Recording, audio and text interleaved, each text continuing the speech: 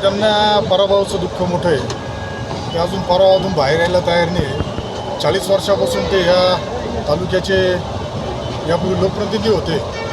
त्यावेळेस जे त्यांचं अपयश आहे ते मी सावरण्याचा आता प्रयत्न करतो आहे. तर 3 महिन्यामध्ये हा विजेचा प्रश्न निर्माण नाही झाला. हा गेल्या 40 वर्षापासून या तालुक्यामध्ये जाणून बुजून पाण्यापासून विजेपासून लोक वंचित कसे राहतील याचा जो प्रयत्न केला गेला होता.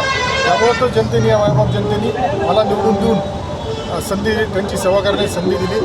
विजेच्या प्रश्नाबाबत माझ्यावरती जे आरोप होत आहे राजकीय दोषातून आरोप चालू आहे आणि येणाऱ्या कालावधीमध्ये यापूर्वीच MSCBच्या अधिकाऱ्यांबरोबर साकूर भागातील विजेच्या प्रश्नासंदर्भात आपण बैठक घेतली होती.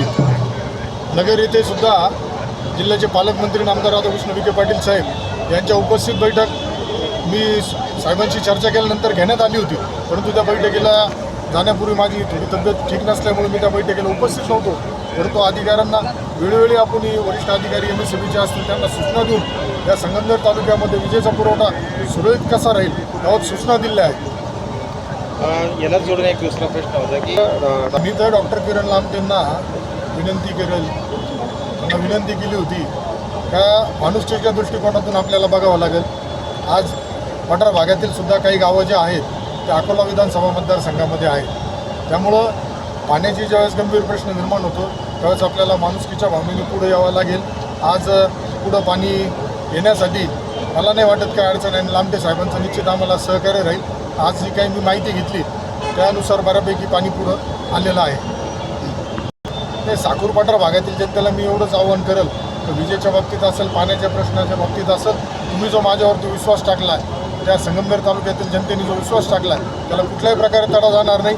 समोरच्या व्यक्तीकडं राजकारण करण्यासाठी पराभवातून ते बाहेर यायला तयार नाही. त्याच्यामुळे ते आरोप प्रत्यारोप करून जनतेने त्यांना घरी बसवलं. त्यांनी त्यामुळे जनतेला किती चितावणा देण्याचा प्रयत्न केला तरी जनता त्यांच्यावर राहणार नाही.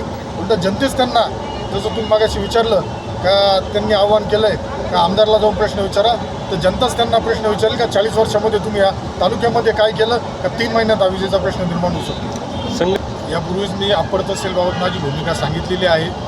महसूल मंडळाची पुनर्रचना झाल्याशिवाय आणि त्या गावातील जनतेला विश्वासात घेतल्याशिवाय अप्पर तहसील प्रस्ताव मार्गी कुठलाच होणार नाही.